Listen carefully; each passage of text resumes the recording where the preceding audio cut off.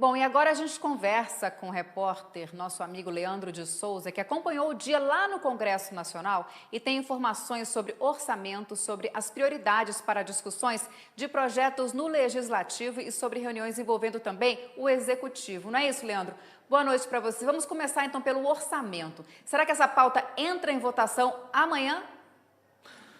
Boa noite, Dani. Boa noite a todos que estão conosco. Não, o orçamento público é uma pauta que não entra rapidamente no Congresso, na pauta do Congresso Nacional, até porque o Congresso já acabou votando essa matéria. O presidente Jair Bolsonaro tem até o dia 22 deste mês de abril para sancionar a proposta orçamentária que foi aprovada lá no Congresso. A gente viu na semana passada que o relator, o senador Márcio Bittar, devolveu 10 bilhões de reais das emendas que eram da relatoria e são emendas parlamentares. E também o Congresso aumentou aí, passando para 26 bilhões de reais, o volume de emendas parlamentares, tirando recursos que são de execução discricionária, ou seja, execuções obrigatórias, tirou recursos, por exemplo, da Previdência Social, do Seguro-Desemprego, programas que o governo tem que pagar, porque caso ele não consiga executar essa cobrança, ele acaba infringindo a regra de responsabilidade fiscal. Segundo o ministro Paulo Guedes, ele já havia falado na semana passada, que pelo menos 17 bilhões de reais deveriam ter sido cortados desse orçamento aprovado no Congresso, porque isso acaba ferindo a lei de responsabilidade fiscal.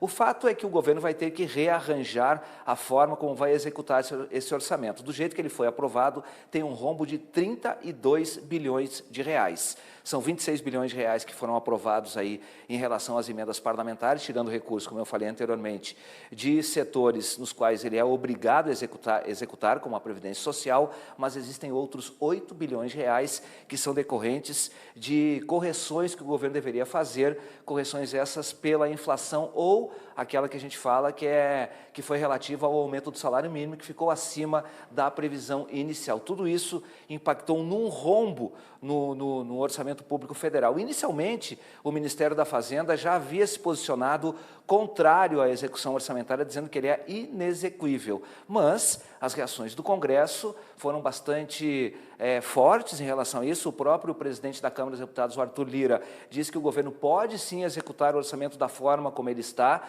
basta que o governo faça uma avaliação na medida em que o orçamento vai sendo executado, o governo vai fazendo uma reavaliação e vai contingenciando ou não recursos. Fica agora a dúvida sobre qual a medida que o governo vai adotar para sancionar este orçamento público federal. Tem três alternativas.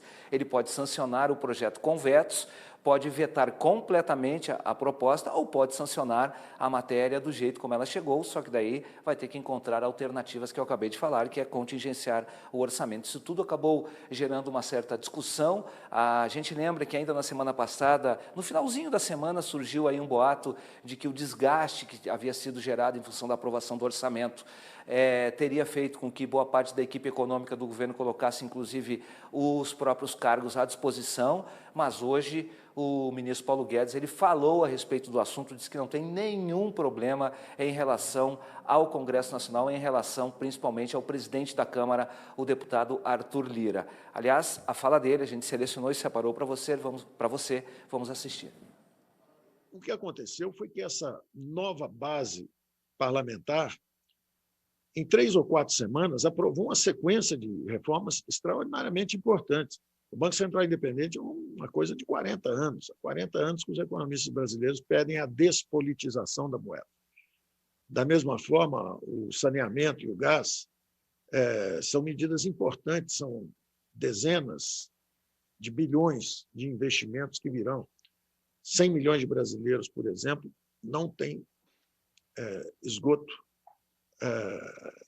e, ao mesmo tempo, 35 milhões não têm água corrente em casa. E isso exatamente pela falta de investimentos em saneamento. Isso vai acontecer também agora, porque nós justamente aprovamos o novo marco.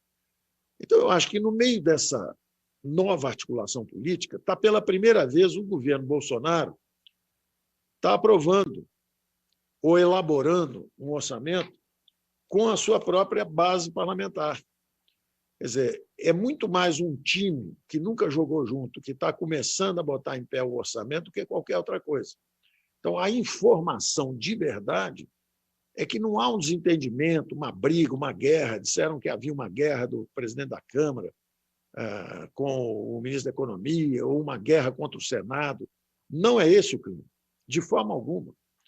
O clima é muito mais o problema de coordenação da elaboração desse orçamento, porque, de um lado, tem um relator, de outro lado, ministros conversam com o relator, de outro lado, o relator conversa também com o presidente, conversa com o presidente da Câmara e o presidente do Senado, os dois vêm e checam as coisas com a economia manda os sinais, foi isso que aconteceu. Então, naturalmente, aí entra o barulho. O barulho é, não, está havendo uma briga, está havendo uma disputa feroz, está todo mundo brigando com todo mundo, o presidente da Câmara brigou com o ministro da Economia, os dois brigaram com o presidente do Senado, o presidente do Senado brigou com o relator. Não é isso que está acontecendo. O que está acontecendo é muito mais um time que nunca jogou junto, agora está elaborando junto isso, e é delicado, porque como tinha uma peça já colocada, se você falar, olha, vamos vetar para garantir que é juridicamente perfeito. Por um lado, pelo lado jurídico, fica tudo blindado, e aí não há qualquer possibilidade de exploração pela oposição, não é? De falar em impeachment, inelegibilidade, coisa desse tipo. Você blinda juridicamente, mas é politicamente desconfortável, não é? Você falar, olha, eu tenho que vetar todo um orçamento e tal. Por outro lado, você seguir em frente do jeito que está, apenas tirando uma ou outra emenda para corrigir o excesso, você pode até ter politicamente uma solução mais fácil, mas ela juridicamente deixa o governo exposto lá na frente a uma eventual não aprovação de contas pelo TCU lá no ano que vem, maio do ano que vem. Isso também não é interessante para o governo ficar exposto a isso. No meio de uma campanha eleitoral, de repente, alguém tem a capacidade de atingir uma candidatura presidencial representativa e que tem ganho as diversas eleições, em todos os níveis até o momento, que é justamente essa coalizão de centro-direita. Então, há muito boa vontade, tanto do relator, quanto da ministra da Casa Civil, a nova ministra da Segovia, que é a Flávia Arruda, quanto do presidente do Senado, o Pacheco, como do Arthur Lira, que é o presidente da Câmara. Todos sabem que nós estamos trabalhando junto nesse orçamento e que nós temos que fazer a coisa acontecer. Leandro, você comentou sobre essa devolução de 10 bilhões de reais em emendas parlamentares aí por parte do relator Márcio Bittar.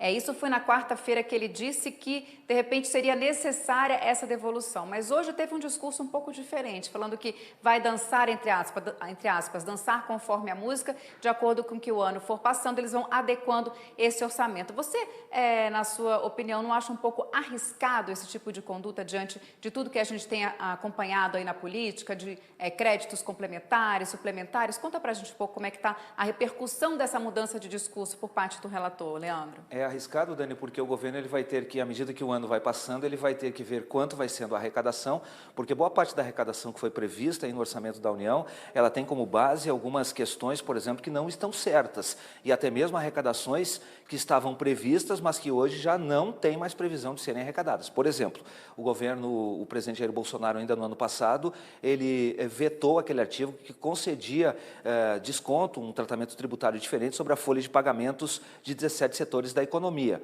o que significava dizer que o governo iria arrecadar sobre aquele exercício, vamos dizer assim, sobre aquela execução do orçamento das empresas, que é o pagamento da folha de pagamentos. Isso gera, evidentemente, impostos que são arrecadados pelo governo federal. No entanto, o Congresso Nacional derrubou esse veto, e ao derrubar esse veto, há uma previsão de menos 4 bilhões e 800 milhões de reais que vão deixar de entrar no cofre da União.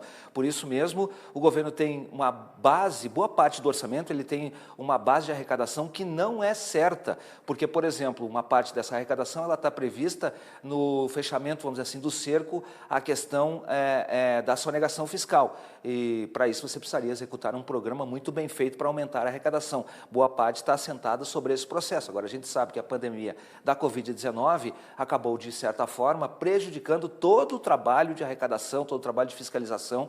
Isso tudo não é nada certo. Executar o orçamento e ajustar ele ao longo do ano é trabalhar, na verdade, com a incerteza. O governo vai ter que ir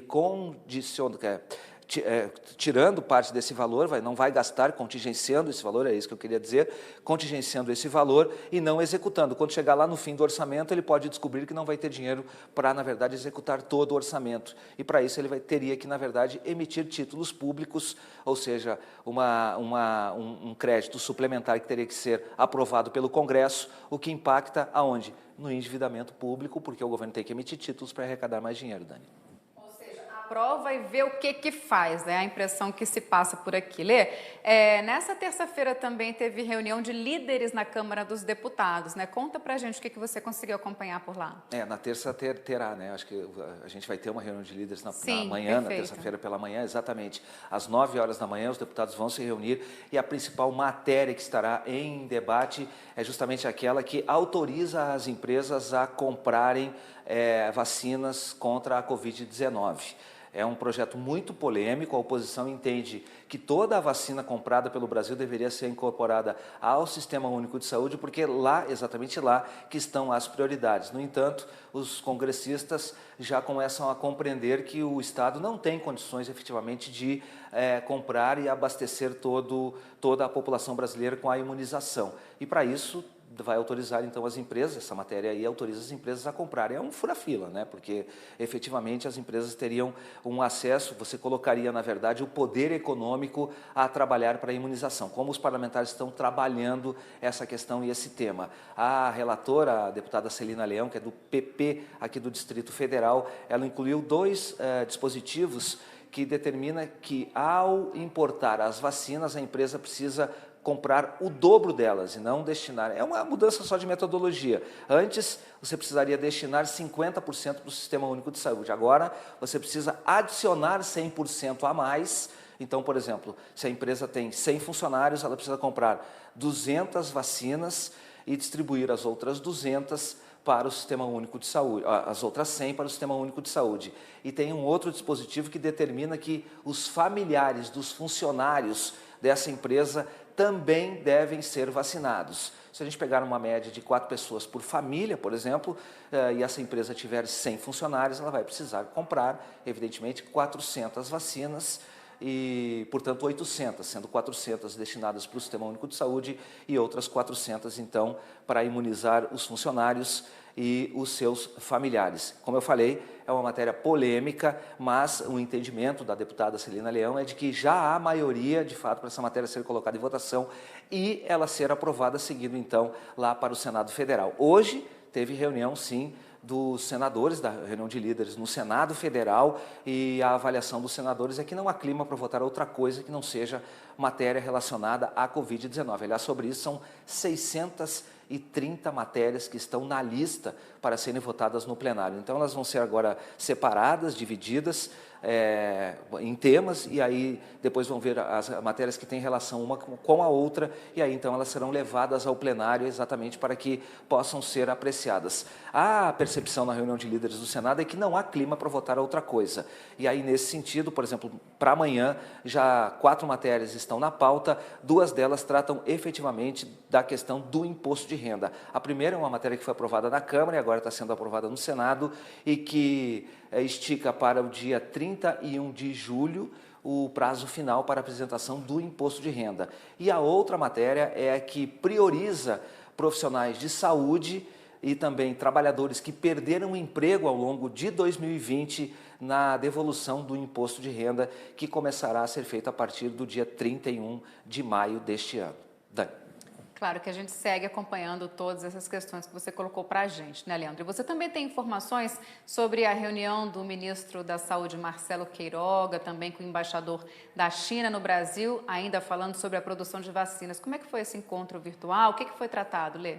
O ministro Queiroga, que já disse, já avisou que está fazendo todo o esforço possível, quer dizer, ele já deu um passo à frente do que o antigo ministro, o ex-ministro Eduardo Pazuello, que não tinha uma relação de proximidade com alguns países, como, por exemplo, a China, que é o principal exportador e o principal fornecedor dos insumos básicos para a produção da vacina aqui no Brasil. Hoje, o ministro Queiroga teve uma reunião virtual com o embaixador Yang Wanmin, e o embaixador até se manifestou por meio de suas redes sociais, disse que há o compromisso da China. Segunda-feira é dia da coluna de Pedro de Camargo Neto, produtor rural e ex-secretário de Produção e Comércio do Ministério da Agricultura. Hoje ele fala sobre preservação da propriedade rural. Vamos ver. O produtor rural é o maior interessado em preservar o meio ambiente da sua propriedade. Ele vive daquilo, ele quer deixar para o filho uma propriedade melhor que ele recebeu. Então por que essa crítica? Esse constencioso com um ambientalismo equivocado, inconsequente. O ambientalismo não reconhece a evolução do conhecimento e a evolução da legislação. Por exemplo, era orientado a desmatar até a beira do rio. Hoje, tem o conhecimento de que deve se deixar a área de preservação permanente. Isso foi uma evolução. Você tem a questão das áreas consolidadas. O produtor desmatou de acordo com a lei da época. Isso não é prescrição de crime tributário, penal. É uma questão de área consolidada. A lei permitia na época. Se a lei mudou, ele tem que ser reconhecido esse direito que ele tinha na época. É contestado a área consolidada. O Código Florestal demorou muitos anos de debate e foi aprovado por ampla maioria em 2012. O ambientalismo inconsequente judicializou, contestou. Isso aí deixou sequelas, uma rivalidade desnecessária. Tinha que olhar para frente. O Código Florestal, o coração é o CAR, Cadastro Ambiental Rural. É uma foto da propriedade e é autodeclaração. Existem mais de 6 milhões de CARs na nuvem eletrônica. Isso precisa ser validado. E o produtor, pelo Código Florestal, ganha 20 anos para se ajustar eventualmente a algo necessário, a cercar a área de preservação permanente, a procurar ter a sua obrigação de reserva legal, mas isso precisa ser validado. Então, o CAR do produtor correto, cumpridor de seus deveres, se mistura com o CAR de um fraudador. Porque a autodeclaração tem que ter um mínimo de credibilidade, que é a validade dos governos estaduais. Isso não está ocorrendo. É uma pena. E quem paga o pato é o produtor rural, o verdadeiro defensor do meio ambiente da sua propriedade. E agora eu chamo meu amigo Marcelo Dias mais uma vez, porque é hora da nossa entrevista aqui no Agronoite, né, Marcelo? É isso mesmo, Dani. Olha só, muitas empresas já consolidadas no mercado optam por terem franquias para aumentar ainda mais o negócio. Para falar sobre isso, a gente recebe aqui no Agronoite Alberto Soares, zootecnista da Agro, e Marcos Alonso, também CEO da Agro. Sejam bem-vindos aqui no Agronoite. Muito obrigado pela presença de vocês. Eu agradeço a oportunidade. Boa noite, Beto, nosso zootecnista. Agradeço aí a participação, né? E boa noite à audiência aí da AgroMais também. Ô Marcos, tem aquele ditado que diz o seguinte: ou é o boi, né, que engorda aí com o olho do dono, né? Nesse sentido, então, quais são as frentes que o franqueado vai poder atuar? Ou seja, com esse olhar bem mesmo do dono, né, que é muito importante para que realmente a gente entenda como tudo isso vai funcionar, né? Exatamente, Marcelo. Junto com o nosso corpo técnico da Agro, né, o franqueado ele trabalha nas 3 principais frentes que o produtor rural mais precisa hoje, né, devido à melhoria, enfim, ao mercado muito mais competitivo, né, que é na parte da nutrição animal, trabalha também na parte da nutrição vegetal, né, e também na parte de serviços agropecuários, ajudando o produtor rural a melhorar cada vez mais a rentabilidade da sua propriedade, podendo melhorar o seu efetivo, a qualidade da saúde deles, e ele conseguindo ter muito mais rentabilidade e poder ser competitivo, né? Então, o objetivo da Agro é levar o franqueado até o produtor rural, levar o que o grande produtor tem para as pequenas e médias propriedades no Brasil. Ô Marcos, e é bom que com esse nome Agro, não precisa nem dizer qual que é a vertente da franquia de vocês, né? Já está subentendido aí todas as possibilidades de mercado, né? Mas a minha pergunta agora vai ser para o não é? Alberto, minha pergunta agora é para você. Fala um pouquinho para a gente sobre o Centro Técnico Experimental Agro, localizado em Guarani de Goiás, onde os produtos são testados, né? Fala um pouquinho para a gente disso. Nós desenvolvemos os produtos que nós lançamos no mercado e a ideia era poder levar ao produtor o que realmente o produto pode adicionar na produção, né? Então, não só no CETEA, não só no Centro Tecnológico, a gente fez e ainda faz alguns ensaios dentro do estado de São Paulo, isso para avaliar produção leiteira, qualidade do leite, score de vaca, ganho de peso em animal de corte, melhoramento em rendimento de carcaça, melhoramento de ganho médio diário. Então, esse trabalho, a grande vantagem disso é a gente ter esses números em mãos, né, aplicando isso numa tecnologia comum, uma tecnologia que todo produtor tem, né, sem muita dificuldade, sem nenhum tipo de produção muito diferente ou muito tecnológica. Isso para a gente ter esses dados e a hora que for apresentar o produto ao produtor, a gente sabe, esse produto ele vai adicionar isso à sua produção, isso vai melhorar no seu custo de produção X% e assim por diante. A ideia do Centro Tecnológico é colocar o produto à prova. Ô Marcos, e quais são aí os maiores desafios para disponibilizar uma franquia aí com foco no agronegócio? Marcelo, há mais de 14 anos, né? Já trabalhei como executivo de grandes franqueadoras e o mercado de franchise ele entra no segmento do agro justamente para trazer todo esse know-how para o franqueado, né? Então, assim, nós hoje construímos uma estrutura para que todo profissional, todo investidor possa entrar no mercado do agronegócio com confiança, tendo profissionais técnicos atrás para auxiliar ele nesse dia a dia, né? Então, hoje, infelizmente, a pandemia atrapalhou diversos tipos de negócios, né? Então, o empreendedor, enfim, ou algum profissional que tenha dificuldades de se recolocar no mercado, ele olha para o mercado de franquias para poder voltar, né? E então o agronegócio não parou, né? O Brasil é o país do agronegócio e hoje a gente tem uma capilaridade aí, graças ao mercado de franquias muito grande, né? 80% dos nossos franqueados não são do agronegócio. Nós temos treinamentos específicos, nós fazemos o acompanhamento com o franqueado, né? Sempre respeitando o seu momento, sempre respeitando o seu estágio, para que ele possa ir evoluindo aos poucos e entrar nesse mercado, que é um mercado fantástico e que a gente se orgulha muito de fazer parte desse projeto, que é levar o produtor. Eu tive vendo a matéria de vocês aí do Rio Grande do Norte, a técnica fazendo um acompanhamento com a propriedade rural na parte de aves, né? O franqueado agro ele faz o mesmo trabalho, né? Então ele vai o produtor, ajuda ele a melhorar os seus rendimentos, a poder ganhar mais, a poder acessar mercados que ele não conhece, né? Então a gente traz essa novidade de mercado para os pequenos e médios produtores.